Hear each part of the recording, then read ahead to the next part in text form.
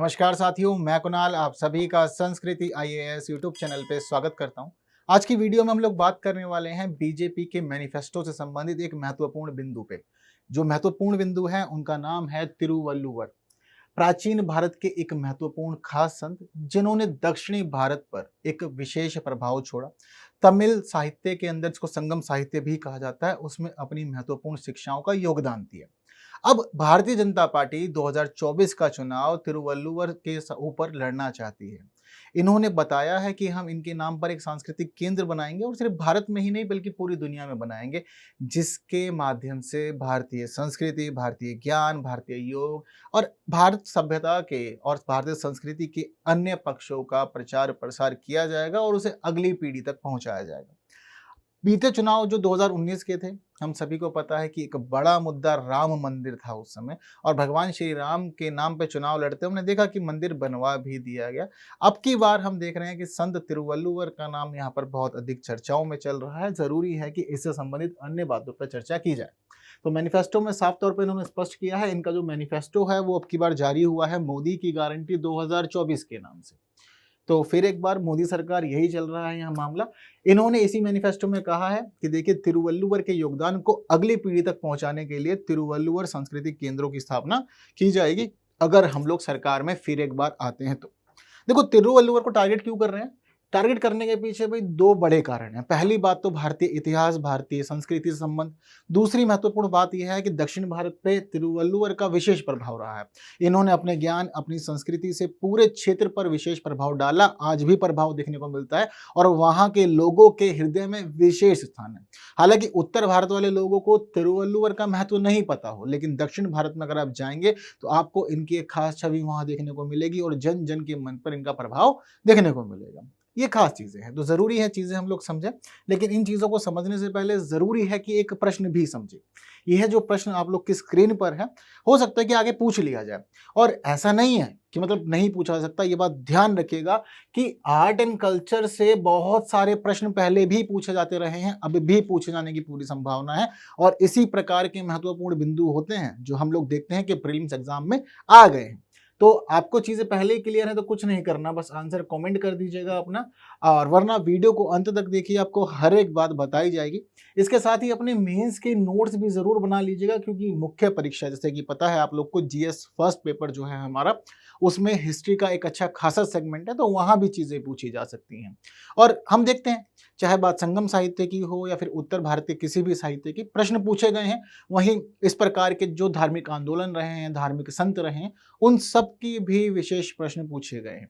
तो जरूरी है कि चीजें आप लोग क्लियर रखें पहले से। आगे बढ़ते हैं, मामला समझते हैं। मोदी की गारंटी 2024 के नाम से आया है बीजेपी का घोषणा पत्र। कह रहे हैं कि तिरुवल्लुवर सांस्कृतिक केंद्र स्थापित किए जाएंगे, सिर्फ भारत में ही नहीं पूरे विश्व में किए जाएंगे।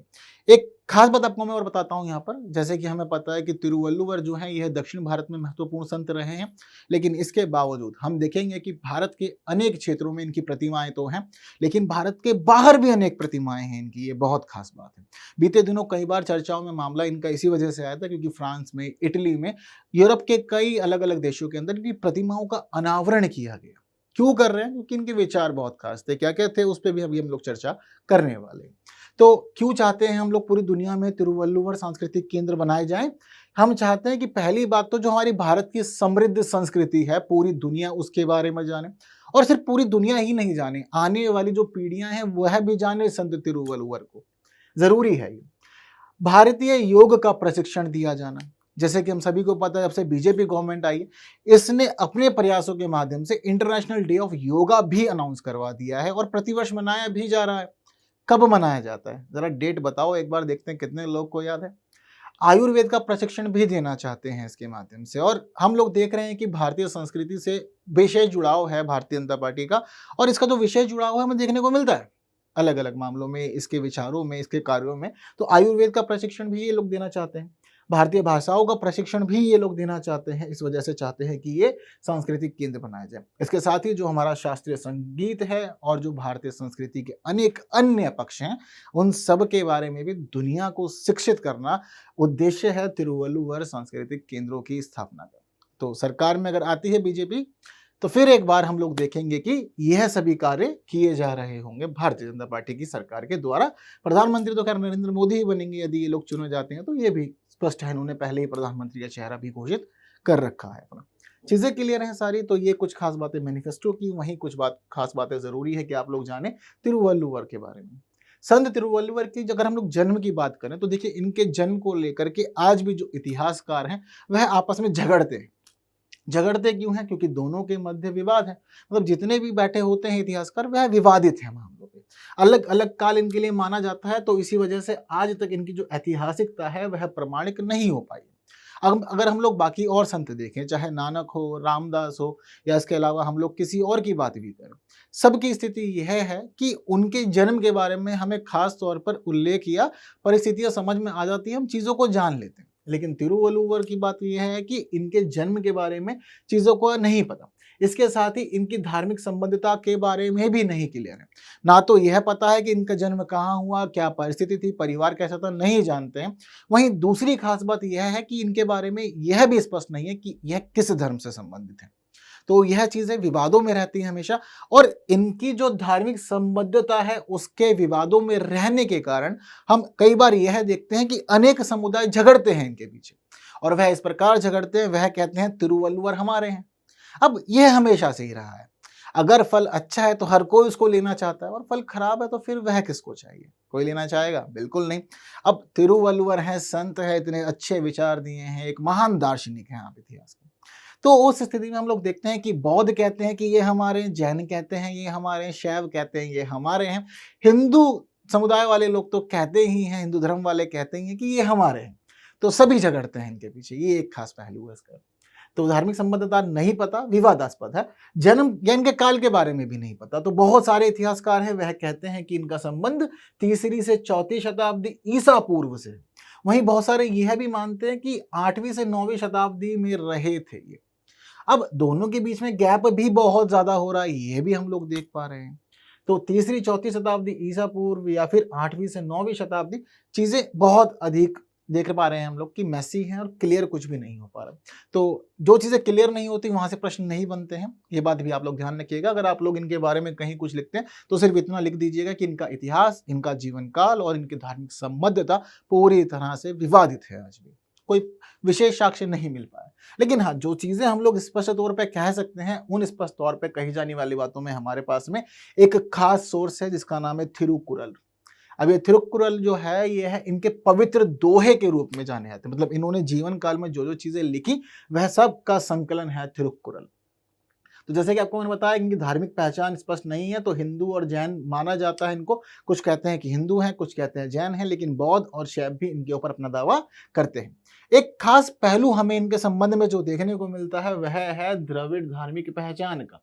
जो द्रविड़ समुदाय है, दक्षिण भारत के जो लोग हैं, वह मानते हैं कि ये किसी से भी संबंधित नहीं है। क्यों?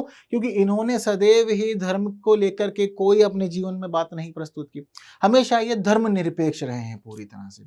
अब धर्म से निरपेक्ष रहे हैं, जाति व्यवस्था को लेकर के इन्होंने विरोध दर्ज किया है। तो जो द्रविड़ समुदाय है, द्रविड़ समूह है दक्षिण भारत का, वह साफ कहता है कि किसी धर्म से संबंधित नहीं है, ये सबके हैं, ये सिर्फ और सिर्फ द्रविड़ हैं। आप बस इतना ही जाने, इनको इतना काफी है इनके बारे में जानने के लिए।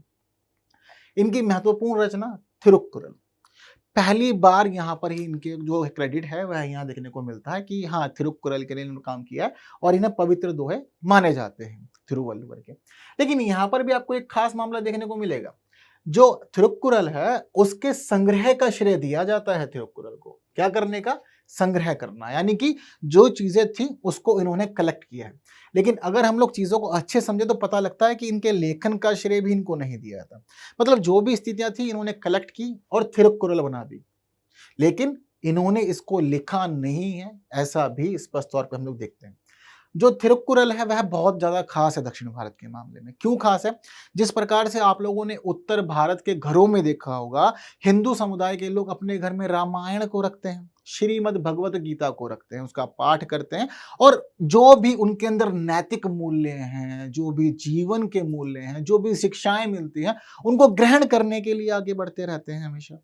ये चीजें हैं उत्तर भारत में ना, जैसे कि हिंदू समुदाय के लिए विशेष है श्रीमद् भगवद गीता और इसके साथ साथ रामायण हम लोग पढ़ते हैं, जानते समझते हैं, शिक्षाएं लेते हैं। रामायण सिखाती है कि भाई भाई को कैसे रहना चाहिए, एक पिता और पुत्र के बीच में संबंध किस प्रकार का होना चाहिए, एक पुत्र वधू और सास का संबंध किस प्रकार का होना चाहिए, यदि आप मित्रता भी निभा रहे हैं तो किस प्रकार से आपको निभानी है। हर एक चीज हमें वहां सीखने को मिलती है। श्रीमद् भगवद गीता में भी हमें ये सब चीजें देखने को मिलती है कि क्या है जीवन की सच्चाई, वहां हमें पता लगती है। अगर हम लोग बात करें मुस्लिम धर्म की तो कुरान, ईसाइयों के लिए पवित्र बाइबल और सिखों के लिए गुरु ग्रंथ साहिब, ये सभी चीजें हमें देखने को मिलती हैं। उत्तर भारत में ये सभी चीजें हैं और उत्तर भारत के प्रमुख धर्म यही सब।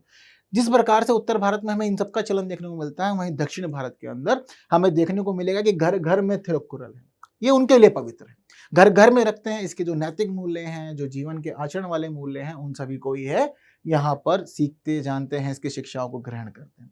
और इन्हीं शिक्षाओं की वजह से, थिरुक्कुरल की वजह से दक्षिण भारत में तिरुवल्लुवर का बहुत अधिक महत्व हो जाता है, वहां पे बहुत ज्यादा पूजनीय है। यहाँ 10 दोहों के हम 133 खंड देखते हैं थिरुक्कुरल के अंदर। यह 3 पुस्तकों में विभाजित है। 3 पुस्तकों का नाम है अराम, पौरुल और कामम। अराम का मतलब है सदाचार, पौरुल का मतलब है सरकार और समाज, कामम का मतलब है प्रेम। इस प्रकार से 3 भागों में इसको विभाजित किया गया है। ये सारे जितने भी नैतिक सूत्र इसमें हमें देखने को मिलते हैं, ये सभी पद्य में देखने को मिलते हैं। इसके अलावा ये बात भी आप लोग ध्यान रखिएगा कि थिरुवल्लुवा मलाई नामक छंदों के बाद में हम देखते हैं कि इनका नाम जो होता है वह प्रयोग में आने लग जाता है। तो यह इनके जीवन की और इनकी जो शिक्षाएं हैं या जो लेखन का इनका कार्य है उसके संबंध में महत्वपूर्ण बातें हैं। लेकिन थिरुक्कुरल बहुत अधिक खास है, तो चीजों को याद आप लोग अच्छे से रखिएगा, यहाँ से प्रश्न बनने की बहुत अधिक संभावना भी है। क्यों महत्वपूर्ण है थिरुक्कुरल और थिरुक्कुरल किस प्रकार संबंधित है तिरुवल्लुवर से और दक्षिण भारत में क्या महत्व है, ये बातें याद रखना बेहद खास है आपके लिए। इसके साथ साथ ही तिरुवल्लुवर का महत्व क्या है, जैसे कि आपको बता दिया थिरुक्कुरल वाली स्थिति, ये बात तो आपको ध्यान रखनी है क्योंकि इसके अंदर कुल 1330 दोहे हैं और 1330 दोहों को कुराल के रूप में भी जाना जाता है। जनरली हम लोग दोहा बोलते हैं, लेकिन जो दोहे दक्षिण भारत में प्रयोग किए जाते हैं उनको कहा जाता है तमिल भाषा के अंदर कुराल।